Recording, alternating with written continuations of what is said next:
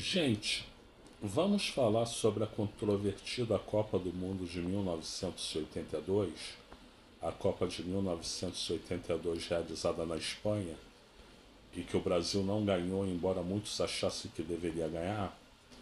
Bom, antes da gente continuar, eu peço que você curta aí, dê o seu like, faça isso agora para não esquecer depois, e que você também se inscreva no canal. Eu preciso muito da sua inscrição.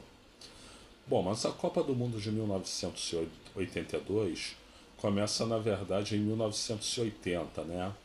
Em 1980, o Giolite Coutinho, que era um militar, aliás, eu tive o prazer de conhecer e de conviver com ele, né? Muito depois, né?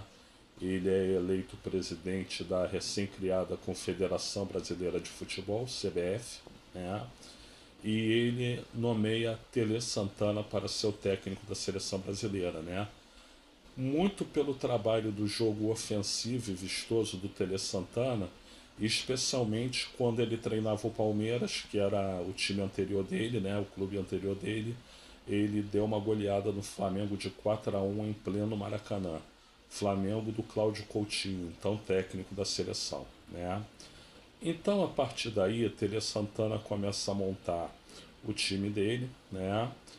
Sempre valorizando a técnica, a posse de bola, a qualidade do jogo, sendo contrário à violência, nada de pontapé, nada de falta dura e, e muita magia no jogo, né? E ele começa. Todo mês praticamente a seleção tem amistosos, né? Depois vem as eliminatórias da Copa do Mundo e tudo, né? Ele começa a montar times sempre muito bons, com jogadores muito técnicos, né? E isso foi encantando, né, a população. A população nunca foi tão otimista em relação a um título como em relação à seleção brasileira de 1982, né? E, enfim, o time vai sendo formado. Em 1981 faz uma excursão à Europa, né? E vence a Inglaterra em Wembley, vence a França no Parque des Princes e vence a Alemanha em Berlim, ou não, em Munique, né? Então, essa seleção começa a ser decantada em prosa e verso no mundo inteiro e favorita pura e de 10 para ganhar a Copa do Mundo de 1982.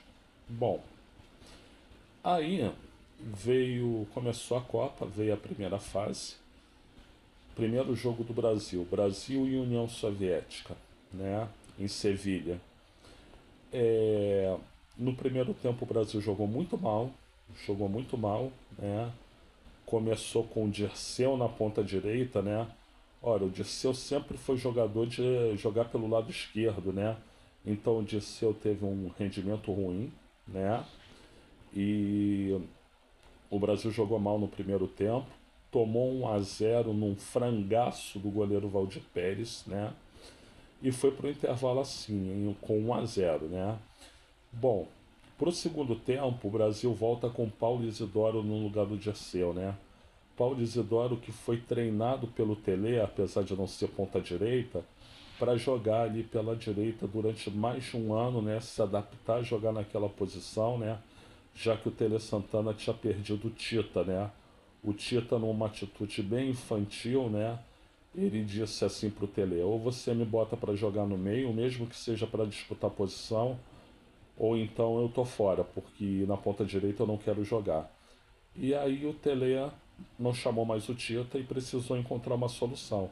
A solução foi treinar exaustivamente o Paulo Isidoro para jogar ali pela direita. E o Paulo Isidoro, que jogava pela direita, ao contrário do Dirceu, ele entrou, o panorama do jogo mudou, o Brasil pressionou. O goleiro russo, o goleiro soviético, Dazaev, fazendo defesas incríveis, sensacionais, né? Aliás, um dos maiores goleiros que eu vi na minha vida, né? E assim, o jogo estava muito difícil para o Brasil, até porque houve 2 pênaltis a favor da União Soviética. Em ambos o Luizinho puxou jogadores soviéticos, né? E o juiz não marcou pênalti. O apito amigo entrou em ação, né? Bom, mas já ali, na segunda metade do segundo tempo, o Sócrates fez um golaço, um chute de fora da área que o Bazaev não conseguiu pegar. E aos 44 do segundo tempo, uma rolada de bola do Leandro, Falcão genialmente abriu as pernas e a bola chegou no Éder. O Éder deu uma embaixadinha e chutou com força e o Bazaev não tinha como pegar. 2-1 para o Brasil e assim terminou o primeiro jogo. O segundo jogo contra a Escócia, o Brasil também começou mal, saiu perdendo de 1-0, né? Depois empatou para 1-1 e foi para o segundo tempo assim, com 1-1, né?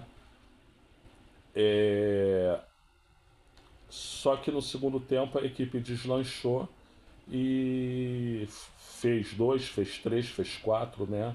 Fez 4-1 na Escócia, né? O terceiro jogo, Brasil já classificado, né? Contra a Nova Zelândia, a fraquíssima Nova Zelândia. Aí foi um baile, né, gente? Perdão. Aí foi um baile. 4-0 para o Brasil e podia ter sido mais, até bem mais, tanta facilidade que o Brasil encontrou. Bom, Brasil classificado para a segunda fase. Na segunda fase encontra um triangular contra a Argentina e contra a Itália, né? Ou seja, grupo fortíssimo, né? A Argentina, que era atual campeã do mundo, né? Reforçada de Maradona, que não jogou em 78, né? Itália, que tinha um timaço da Itália, apesar da Itália não ter ido bem na primeira fase, mas a Itália tinha um timaço, né? E o Brasil. Então, lá no primeiro jogo do grupo, Itália e Argentina, a Itália ganhou de 2-1, né? Veio o segundo jogo, que foi Brasil e Argentina. O Brasil deu um chocolate na Argentina, venceu de 3-1. E o último jogo era Brasil e Itália. Perdão, gente, eu tô meio gripado. Então, o terceiro jogo era Brasil e Itália. Como o Brasil tinha no grupo um saldo de gols melhor, o Brasil jogava pelo empate, né? Bom, mas a Itália fez 1-0 com Paulo Rossi. O Brasil empatou com Sócrates. Isso no primeiro tempo.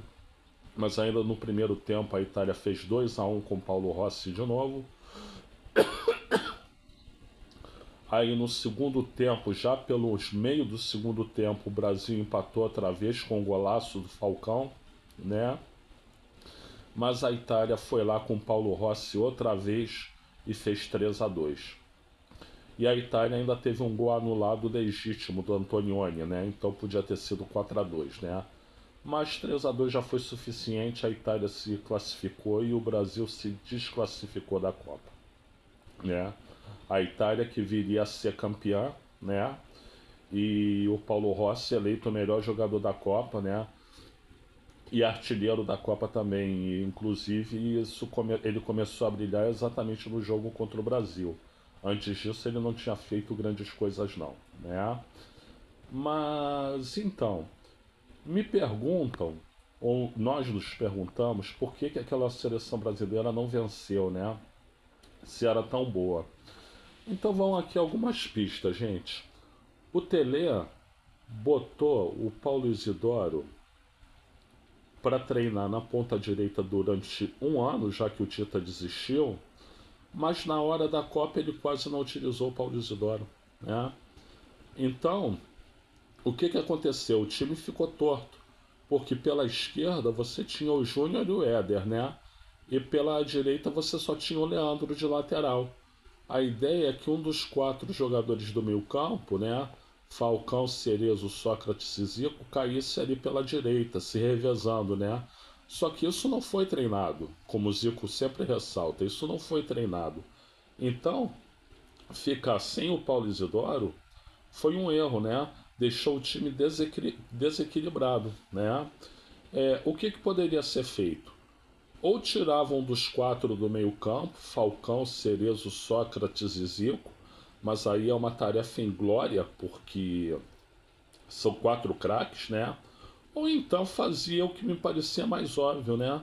Tirava o Serginho Chulapa do centroavante, botava o Sócrates como centroavante. O Sócrates atua muitas vezes nessa posição na carreira, né? E deixava o meio-campo com Falcão, Cerezo e Zico, né? Sócrates no ataque, Paulo Isidoro numa ponta e Éder na outra. Então isso era uma coisa que ele podia ter feito. Outra coisa é que essa coisa do centroavante da seleção nunca foi muito bem definida, né? Botou o Serginho Chulapa. Ora, o Serginho Chulapa era a pior das opções. Era a pior das opções, né? Perdão, gente, eu tô gripado mesmo. O Serginho Chulapa era um jogador de técnica razoável, apenas razoável. Era um goleador, né? Mas como tecnicamente ele deixava a dever, em algumas situações ele não correspondia, né? Então, você podia ou botar o Sócrates de centroavante, como eu falei ainda agora, né? Ou então teria o Careca iria para ser titular, só que o Careca se machucou antes, uma semana antes da Copa e teve que ser cortado, né? Bom, paciência, né? Mas teria o Reinaldo, né? Ao contrário do que dizem o Reinaldo em 1982, naquela época ele não estava machucado, né? Tanto é que 2 semanas depois da Copa, o Atlético Mineiro fez um amistoso contra o Paris Saint-Germain e o Reinaldo destruiu no amistoso. Destruiu, tem vídeo no YouTube sobre isso, né? Então tinha a opção do Reinaldo. O Reinaldo era um caracaço, né? Tinha o Roberto Dinamite, né? Não é por eu ser vascaíno, né? Mas o Roberto Dinamite é muito mais inteligente, muito mais completo que o Serginho, né? E tinha o próprio Nunes, né? Que na época da Copa ele estava fazendo uma artroscopia no joelho, né? Mas talvez se ele fosse chamado ou ele não fosse fazer artroscopia e pudesse jogar. O Nunes tinha um entrosamento perfeito com o Zico, né? O Nunes e o Zico era gol de tudo quanto era jeito, né? Então havia opções melhores para centroavante, né? E o terceiro ponto, que eu acho o mais importante de todos, né? Naquela mesma época surgiu um time fenomenal no Brasil, mas fenomenal, que foi o maior time que eu vi jogar até hoje, né? Para meu desgosto, meu rival, Flamengo, Flamengo de 1981. Ora, um time daqueles tão avançado tecnicamente, tão avançado taticamente, tão avançado fisicamente, né? Time fora de série, sensacional.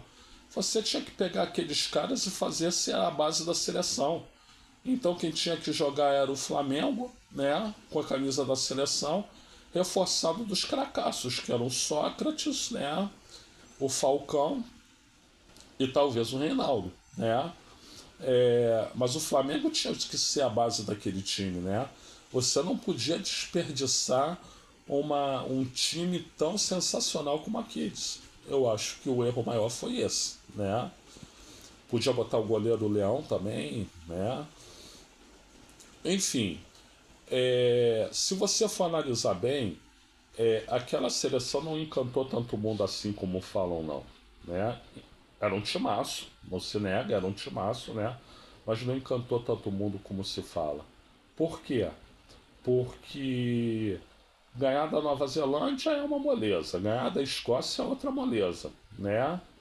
Da Rússia ganhou roubado, da União Soviética ganhou roubado, né? Da Itália perdeu. Então a grande vitória que houve foi contra a rival Argentina, né? Que ali o Brasil realmente jogou o fino da bola, mas também foi só isso, né? Não é para ser uma coisa tão exaltada como né? Uma grande seleção, mas que tinha problemas. Bom, gente, eu sou o Luiz Felipe Chateaubriand. Desculpem que esse vídeo ficou meio longo, mas eu acho que o assunto merece, né? e eu agradeço pela assistência.